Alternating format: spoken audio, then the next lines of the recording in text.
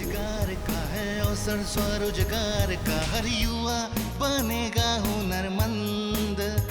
आगे बढ़ रहा है झारखंड, सुनहरे भविष्य का निर्माण हो रहा है। ऐतिहासिक नए दौर का उदय हो रहा है। नई सोच है, नई हवाएं, होंगी पूरी आशाएं। ये है नई दिशाएं, नई दिशाएं, ये है नई दिशाएं, नई दिशाएं।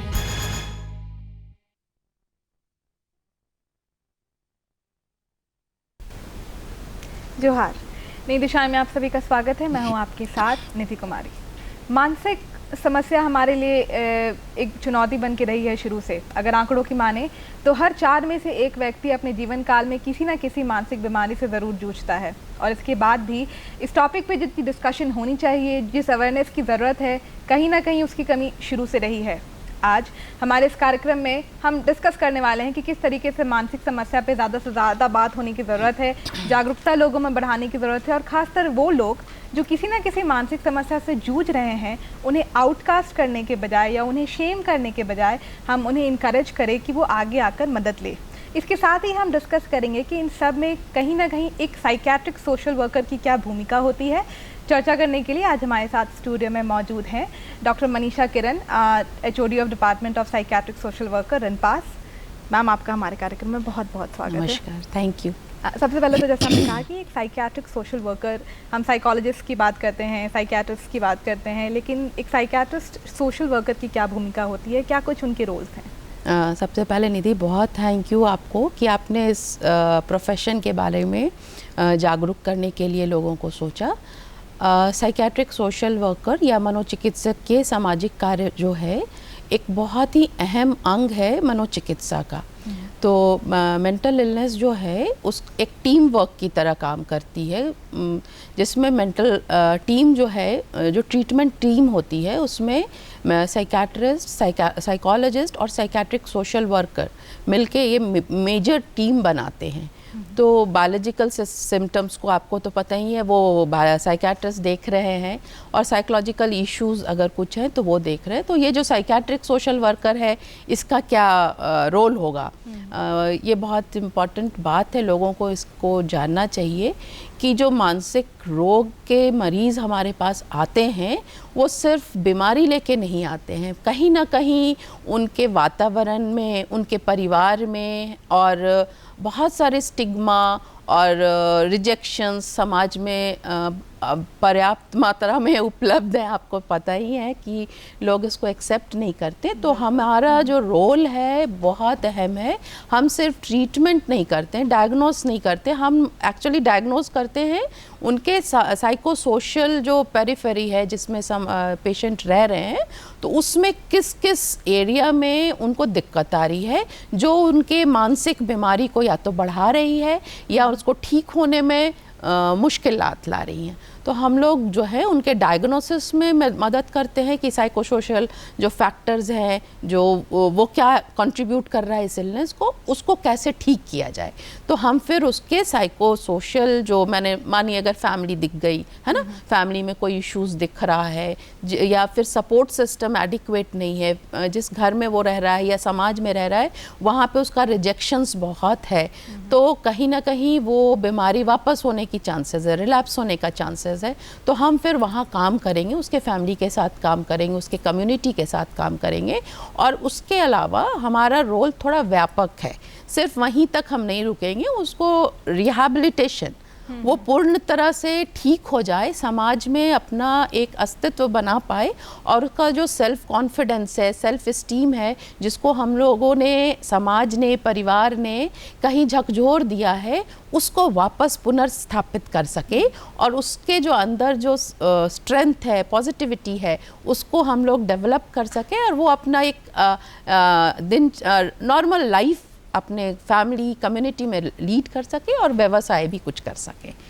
जी। कहीं ना कहीं जो बाकी हेल्थ इश्यूज हैं, जिस तरीके से हम उन्हें देखते हैं, हम मानसिक इलनेस को उस तरीके से नहीं देखते जी, हैं। जी, जी। थोड़ी सी कहीं ना कहीं जो मानसिक रोगी हैं, थोड़ी नीचे निगाहों से भी हम उनको देखते हाँ। हैं। कई बार ऐसे पेशेंट्स होते हैं जिनको फैमिली भर्ती तो करती है, लेकिन देन दे अबैंडन देम, आप उनको छोड़ देते हैं। जी, जी, कि क्योंकि उनको, आपको लगता है कि वो कभी ठीक नहीं हो पाएंगे।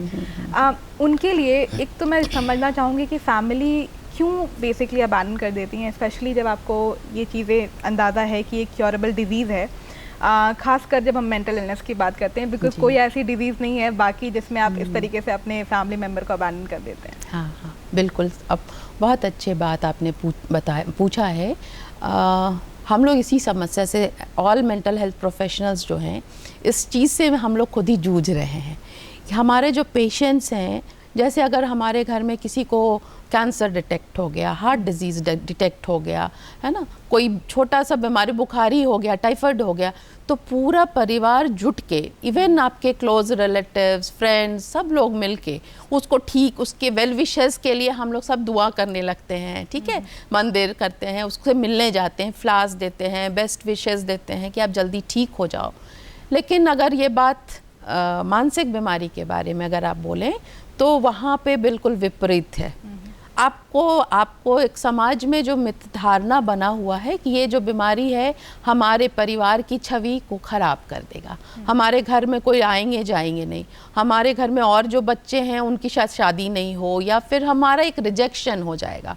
तो ये जो धारणा है, और ये मानसिक बीमारी जो है एक कलंक है ना, किसी पुराने अभिशाप का जो है ना, हम लोग उसको ढो रहे हैं। तो ये सब कुछ हैं जो परिवार अभी भी नहीं समझते और वो लोग रिजेक्ट कर देते हैं। लेकिन इसमें बहुत कमी आई है, मैं ये भी बोलना चाहूँ, है अभी भी, मगर चीज़ें थोड़ी में इनमें बदलाव आया है। लोग अब इस चीज़ को जान रहे हैं कि मानसिक बीमारी भी आम बीमारी की तरह है और ये भी इलाज हो सकता है, और वो मरीज़ दवा खा के बिल्कुल घर में आम लोगों की तरह, बाकी लोगों की तरह रह सकते हैं। कहीं ना कहीं जब एक इंसान किसी मेंटल इलनेस से स्ट्रगल करता है, तो एक जो स्ट्रेंथ जिस जगह से ले सकते हैं वो है उनकी फैमिली जी। और जैसा कि हमने कहा कि कई बार फैमिली जो है, जो जिस सीरियसनेस से उन्हें इस इशू से डील करना चाहिए वो इससे डील नहीं करते हैं। आपके पास अगर एक टीनेज बच्चा है और वो कंटिन्यूसली, अगर साइंस भी है, अगर आप समझने की कोशिश करें कि वो स्ट्रगल कर रहा है, लेकिन क्योंकि आप खुद प्रॉपरली अवेयर नहीं हैं तो आप इसको इग्नोर कर देते हैं। अगर हम हमारे राज्य की बात करें तो बच्चों के सुसाइड हमारे लिए एक बहुत बड़ी समस्या है यहाँ पर, और कहीं ना कहीं उसके भी पीछे एक इशू है कि जो हेल्प उनको चाहिए थी, जिस एंग्जाइटी और डिप्रेशन से जब वो जा रहे थे, हम उसको डिटेक्ट नहीं कर पाए। बिल्कुल। फैमिली का यहाँ पे क्या एक रोल हो सकता है? फैमिली तो हमारा अभिन्न अंग है। जैसे हम बताते हैं, हमारा जो बॉडी है, बायोलॉजिकल बॉडी को अगर बोलें तो एक छोटे छोटे सूक्ष्म सेल्स से बना हुआ है, उसी तरह ये जो समाज है ये छोटे छोटे यूनिट्स ऑफ फैमिली से बना हुआ है। तो कहीं ना कहीं समस्या अगर एक सेल में है तो पूरे समाज में तो वो आएगी ही।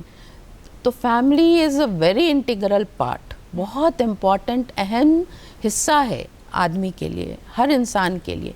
आप और अगर घर में वातावरण जो है अच्छा नहीं है ना, अगर मानो फैमिली में फादर अल्कोहलिक हैं, है ना, या फिर और भी चीज़ें हैं, मैरिटल कॉन्फ्लिक्ट्स हैं, या मतलब दोनों पेरेंट्स अर्निंग है तो दोनों बाहर जा रहे हैं और घर में समय नहीं दे पा रहे हैं, तो इस तरह की बहुत सारी चीज़ें हैं। आज फैमिली का डेफिनेशन भी मैं निधि बोलना चाहूँगी कि बिल्कुल बदल गया है। जो हम लोगों ने ट्रेडिशनल फैमिली का डेफिनेशन और जो जानते हैं वो आज के डेट में बिल्कुल चेंजेस आ गई हैं। तो वो क्या है कि हम लोग को ये समझने का ज़रूरत है कि जो मेंबर्स हैं फैमिली के, जो यूनिट्स हैं जो फैमिली को बना रहे हैं, जैसे माता पिता, बच्चे हैं, अगर ग्रैंड पेरेंट्स हैं तो ग्रैंड पेरेंट्स, जो भी यूनिट्स उस फैमिली को बना रहे हैं, उनमें एक सौहार्दपूर्ण माहौल होना चाहिए। अगर मुझे आपसे कुछ कहना है तो मैं आपसे कह पाऊँ, आपको हमसे कोई परेशानी है तो आप मुझसे कह पाएँ, आपकी कोई ज़रूरतें हैं तो मैं आपसे कह पाऊँ, है ना। तो ये सब चीज़ अगर इंटैक्ट है, हमारा कम्युनिकेशन ठीक है, हम आपकी बातों को सुन सकते हैं, आपके इमोशंस में कहाँ पे दिक्कत आ रही है उसको अगर हम हैंडल कर पा रहे हैं, आप शेयर कर पा रहे हो। क्या होता है ना, बच्चे शेयर करना बंद कर देते हैं, फैमिली मेम्बर शेयर करना बंद करते हैं, क्योंकि वो लगता है कि आपको बोलने से आप सुन नहीं रहे हो, ध्यान नहीं दे रहे हो उनकी बात को।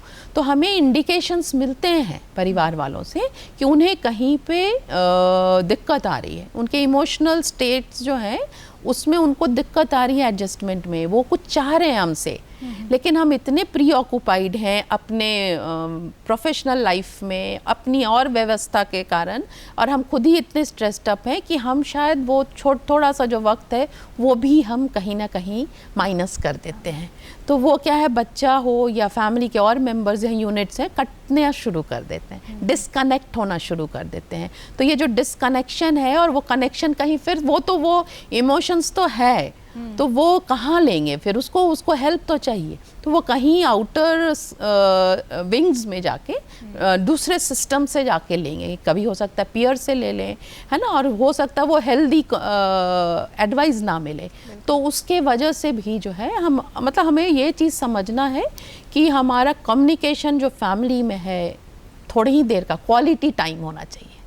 हम 4 लोग हैं तो हमारे पास सच में टाइम नहीं है, हम दोनों अगर काम कर रहे हैं, नहीं टाइम है हम दे पाए, तो हम उसको कॉम्पनसेट नहीं करें, कोई गिफ्ट ला के दे दिया, कुछ पार्सल मंगा के खिला दिया, कोई भारी सी मोबाइल ला के दे दी, ये दे दिया, तो ये सब कॉम्पनसेटरी बिहेवियर है। इसको ना करके एक क्वालिटी टाइम दे, जिसमें डिनर टाइम में एटलीस्ट हम लोग सब लोग बैठें और सब दिन भर में क्या क्या किया सब शेयर करें, तो उसमें भी कुछ इमोशंस समझ में आने लगेगी। और वो ये सुसाइड्स जो अपने एक नाम रहा, या ड्रग्स का या सब्सटेंस का जो वायलेशन हो रहा है, अब्यूज़ हो रहा है, वो कहीं ना कहीं थमेगा, क्योंकि वो सारे चीज़ बाहर नहीं जाएंगे, घर के अंदर ही शेयरिंग और कंफर्टेबल एनवायरनमेंट रहेगा। बिल्कुल। तो अभी के वक्त में अगर एक बात करें तो भले ये समस्या है, लेकिन कहीं ना कहीं इसको ज़्यादा से ज़्यादा आइडेंटिफाई भी किया जा रहा है, हेल्प दी जा रही है।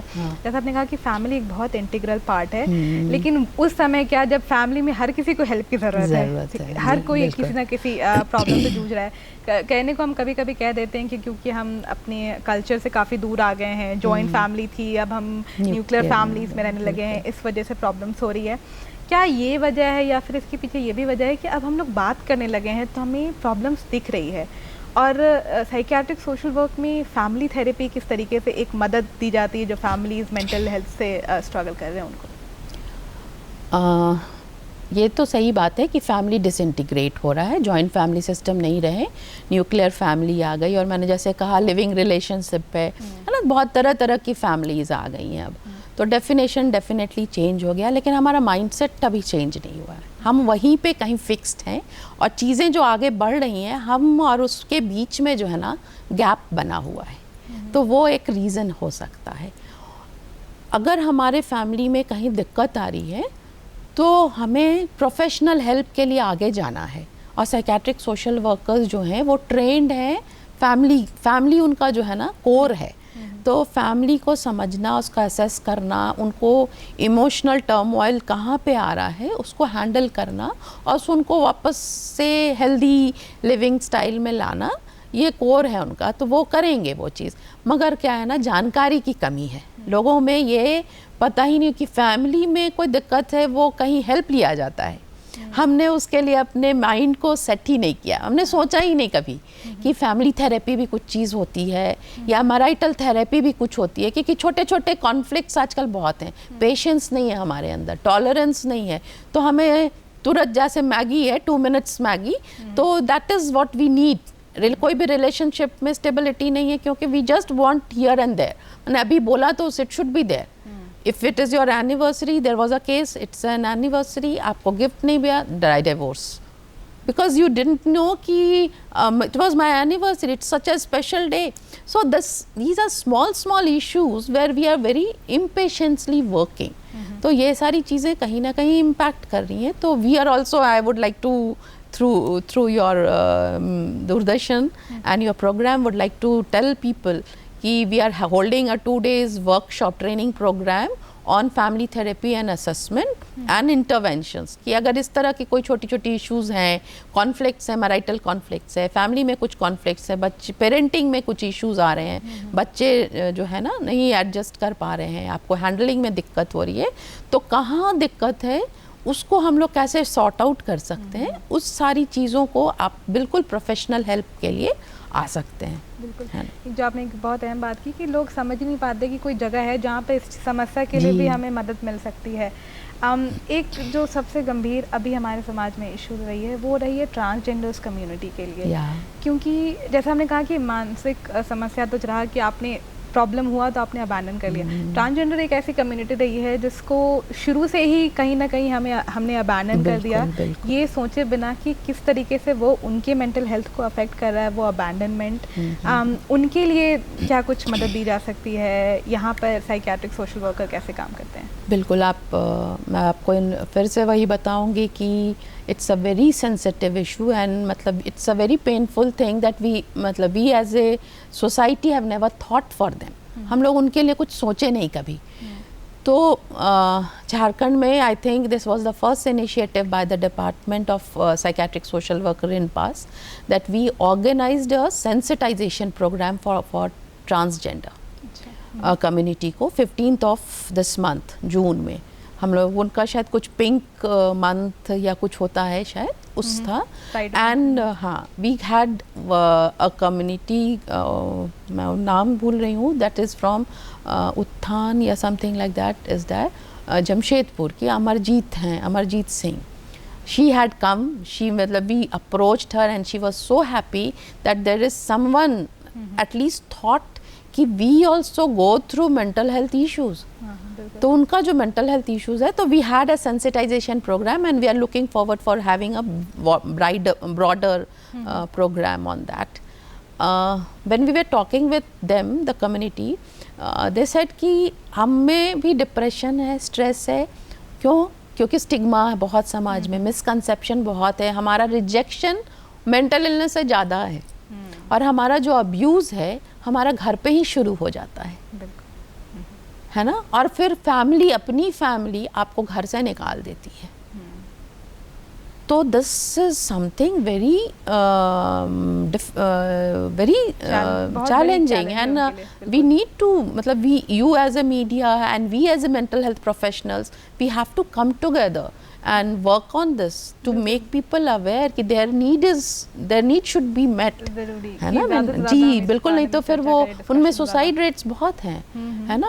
और आपको बहुत ताज्जुब होगा जब वो मैडम बता रही थी, अमरजीत जी बता रही थी, उन्होंने कहा पैंडेमिक जब आया हमारा, उस समय सबने सबके लिए बात कही, हमारे लिए किसी ने नहीं सोचा, और हमारा व्यवसाय बंद हो गया, हमारा सब कुछ बंद हो गया, हमारे पे खाने को लाले पड़ गए थे। तो you can imagine the mental health उनका किस तरह से चैलेंज्ड हुआ होगा। तो इट इज़ वी नीड, मतलब there are sensitive issues but we need to work together. बिल्कुल, और कहीं ना कहीं मेरी समझ ये भी है कि जैसा आपने कहा कि अलग अलग कम्युनिटी और अलग अलग एज ग्रुप के लिए चैलेंज अलग अलग है जब हम मेंटल हेल्थ की बात कर रहे हैं, और जब तक हम ज़्यादा डिस्कस नहीं करेंगे तो लोगों को सेंसिटाइज नहीं कर पाएंगे। हम चाहते भी हैं तो आगे नहीं आते कि वो क्या सोचेगा, हम इससे बात कर रहे हैं, हम उनसे मिल लेंगे तो मेरी इमेज तो नहीं खराब हो जाएगी। तो those things has to be broken, मतलब वो जो बाउंड्री हम लोगों ने बना रखा है ना अपने आसपास, उसको अभी तो लॉ ने भी एक्सेप्ट कर लिया है ना। They have been given such a support from the legal aspects, है ना। तो we need to work, there needs, everybody has their own needs. तो we as a psychiatric social worker जिस भी पॉपुलेशन के साथ काम कर रहे हैं, तो उनके क्या नीड्स हैं, उनके लिए क्या रिसोर्सेज अवेलेबल हैं कम्युनिटी में गवर्नमेंट की तरफ से, we try to relocate that and reintegrate them as per that. बिल्कुल ठीक। यहाँ पर एक तो हमने ये कहा ना कि एक आयरनी भी है कि जो समाज है वो उन लोगों को नीचे दिखा रहा है जो मेंटल इलनेस से स्ट्रगल कर रहे हैं, लेकिन यहाँ पे जितनी ये हेल्प की ज़रूरत उन मेंटल पेशेंट्स को, उतनी ही ज़रूरी है कि हम जो समाज के लोग हैं और जो फैमिलीज़ हैं, जो अगल बगल के हमारे पीयर ग्रुप्स हैं, उन्हें इनकरेजमेंट दी जाए, उन्हें प्रॉपर नॉलेज दिया जाए। क्या कहीं ना कहीं एक रीज़न ये भी है कि इनफ करेक्ट इन्फॉर्मेशन नहीं है अभी बाहर, जिस वजह से लोग इतने ज़्यादा अवेयर नहीं हैं? हाँ, वो भी है। जैसे आपने बोला पीयर ग्रुप्स, बच्चे, ये सारे चीज़ें, तो life skill education, mental health, well being के बारे में we can have different departments can have. तो उनके जो पॉजिटिव, अब जैसे ऑफिस में लोग काम कर रहे हैं, सुबह से शाम काम कर रहे हैं, घर जा रहे हैं, घर की अलग परेशानियां, और हम कह रहे हैं कि आप उनको क्वालिटी टाइम दें, डेफिनेटली इट इज़ डिफ़िकल्ट। तो बर्नआउट सिचुएशंस बहुत होते हैं, जब आप बहुत ओवर कैरिड हो जाते हो अपने प्रोफेशन से and you don't see anything, any growth, है ना, सब, तो वो चीज़ें हैं। तो we need to give them some break time और मेंटल हेल्थ एजुकेशंस के बारे में बताएं, कैसे वो अपने मेंटल हाइजीन को, है ना, मेंटल हेल्थ मैं बोल रही हूँ, ठीक है, जैसे हमारा फिजिकल हेल्थ है उसी तरह हमारा मेंटल हेल्थ है। तो जो मेंटल हेल्थ है उसको कैसे प्रमोट करें ताकि वो इलनेस, कोई भी सिचुएशन आए, कोई भी स्ट्रेसर आए तो हम उस पर खरे उतरें, कोप कर पाएँ, है ना, और उसके लिए सॉल्यूशन ढूंढ पाएँ, ना कि हम और मतलब हमें मेंटल इलनेस की होने की संभावना नहीं है लेकिन मेरी कोपिंग स्किल कहीं पे कमज़ोर है, एडजस्ट नहीं कर पा रहे उस सिचुएशन को, जो हमारा ये नहीं कर पा रहे हैं ना, तो we can have a break down.